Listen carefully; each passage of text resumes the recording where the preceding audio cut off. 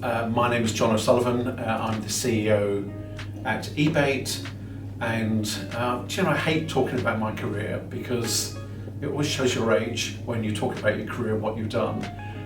But e-bate is a great sort of marriage of my experience. So on one side, I've worked in technology for many years.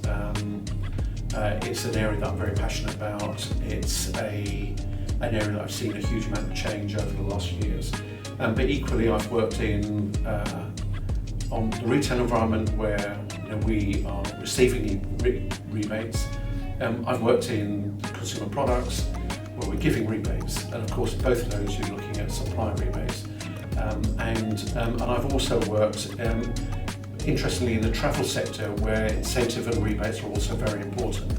So, whilst I don't believe I'm a full expert in rebate management, I've been at the coalface where I understand the benefits of it. I also understand over the years where we've gone wrong, what we haven't done right, and how it could have been improved. So budgets are an interesting topic. Most people, whether you're in a junior management right up to senior leadership team area, budgets can be a real love-hate thing. The relationship you have with budgets are fascinating. Budgets set your plan. They bring your plan alive. You have a strategic plan, you have your goals, and you put your numbers around that, and your numbers and your budgets govern what you do as you go through the year. And it gives you a constant progress check. So they're vitally important, but when it comes to planning your budget and putting budget together every year, then it's landed on you as a process. You have to do a lot of planning in addition to your day job. You have go through iteration after iteration of budget. And so, most people don't like receiving the budget process. They don't like going through that process. But as they go through it, they start to see the plan unfold. And as the plan unfolds, they see their own strategic priorities unfold for the year. So the budget setting period is very important. Now, from a rebate perspective, we know that many of our customers are coming to us at the ground level on rebates. They're managing them very manually, and anything that is done where there's lots of data, there's lots of inputs, there are lots of outputs, there's lots of things you can do with it. When it's managed manually by people on a spreadsheet, it's very limited in what you can do.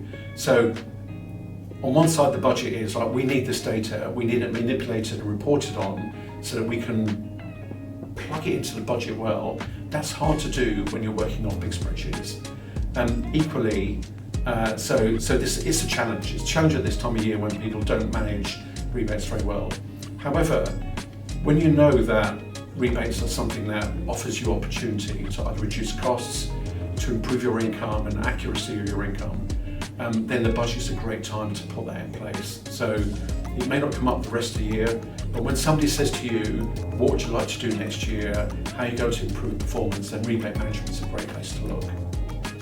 What's the budget need to deliver? It needs to deliver the forecast, the shape of your plan for the following year.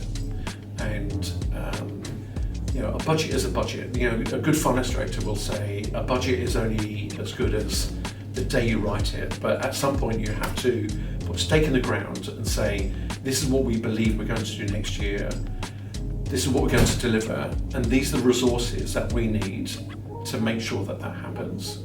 And so the inputs are what resources and support you need, and therefore you have the costs, and what you're going to deliver against it, which is the revenue that you're going to generate. So the combination of those two things and working out the best formula to minimise your cost and maximise your revenue is really where the budget comes alive. The other thing the budget should also consider is that the budget is not something to be created and put in a desk. It's a live document. It should always tell you where you are. So you have the budget, then you have your forecast, and then you maintain it. But it's there to guide you and support you on your implementation and your operation plan through the year. Well, why should we pay attention to rebates at this point of the calendar? Well, there's two sides. One side is just the sort of pure accuracy of the data. Now, there are a number of sectors. Any organisation that buys or sells product or materials in bulk will have a strong element of rebates within their business model. And so that covers pharmaceutical, it covers retail, it covers food, it covers manufacturing, it covers a whole range of sectors. And rebate data is important in you understanding, when you're looking at analysing your numbers, what, for example, your net supply costs are. So if you just look at, we bought 1 million items at 5p or $1 an item, and you take your budget on that basis without factoring in what discounts you may have had on rebates, what offset you've had against other product lines, then you don't get your true net acquisition costs. So it's really important to understand what that accuracy is. And similarly, if you are providing customer rebates, then you don't know what you've been selling your product unless you combine your pricing and rebate data together. So number one is accuracy. So rebates also at this time of year is part of the planning process. What we're going to do with our suppliers, what we're going to do with our customers. So that has to be factored in at that planning stage, because rebates give you strategic tools in which to improve your supply mix, your customer mix, and your incentives on both sides of that coin. So it's really important that it's part of the budget setting process. Yeah, so what could go wrong when you're considering rebates and the data and maybe how you use rebates in the future when it comes to budgets? The first one then is if you are working off big complex spreadsheets, and we've all done it.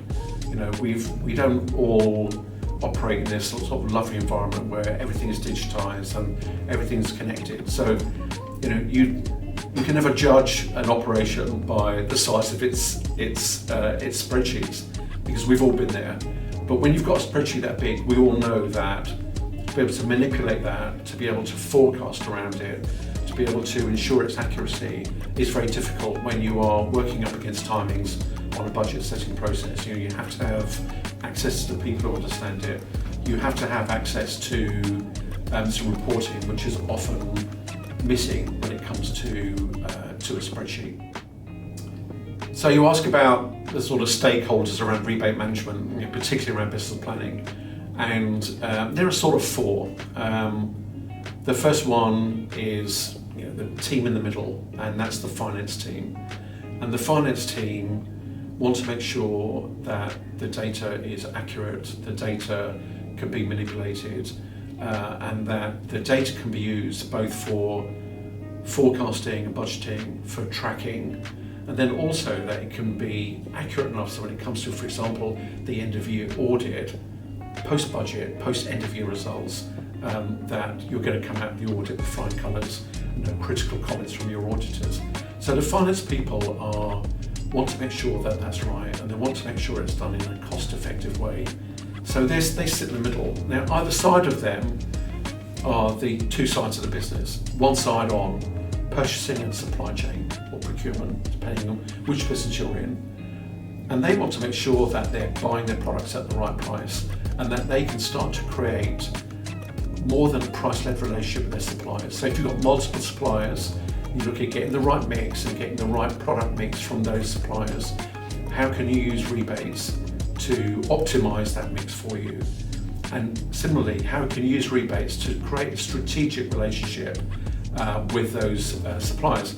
Now, within procurement, there's a big trend towards some strategic procurement factors within the organisation. So rather than just buy on price, is there a longer term relationship you can have with one supplier on multiple products, for example? And rebates allow you to have that type of conversation. The other side of it is the commercial, so the trading team, the sales team, and they're going out trying to create the optimal relationship with their customers. So can they get the right customers to buy the right product at the right price, not just now, but also into the future? So in my time in consumer products, we were not only trying to optimize the sales of our current range, but we were also thinking about our product releases. And could we take, for example, our major retailers and incentivize them through rebates to take our new products and to put some effort behind them. So without that sort of conversation, without some rebate models that you can use to incentivize within your portfolio and to extend beyond the portfolio into new products, then it's difficult. The fourth stakeholder are the leaders of the organisation, and what they're looking for from their functions, from finance, from the trading and sales teams, and from procurement working together, is to ensure that the business is working in a way that is creating good long-term value for the business and also delivering against the budget. So if there is something that may, for example, be up to 4 to 5% of revenues, or even some sectors, something which might be representing 50 to 60% of your net profit, then the leaders want to make sure that every one of those areas has been addressed. And rebates is often forgotten about. It's often there, sitting in the corner, the spreadsheet ticks over, deals are rolled over from one year to the other without being reviewed. And leaders hate that. Leaders hate things that are sitting there passively, not changing. It suggests complacency, it suggests a lack of understanding, it suggests a lack of proactivity. So if you start to demonstrate that you are looking at those relationships, you're looking at optimizing your contracts with your suppliers and your customers, and you're getting as much as you can out of it, then leaders like that and they feel reassured. So Hannah, you asked me about the one takeaway that I would give, after years of, good, bad and indifferent experiences around budget setting and strategic planning. And I think it is to understand that it is a connected process. It starts off with a strategy, it carries on with the goals that you need to set to deliver that strategy, then continues into the operating plan, and then you create the budget around what that operating plan looks like. And I think if you're going to do anything, you have to make sure that one thing follows the other and then there's real clear connection between them. What people often do is they'll do the budget and then they'll write the plan around the budget. It's a wrong way around to do it. It's got to follow the process and it's got to be connected in the right way.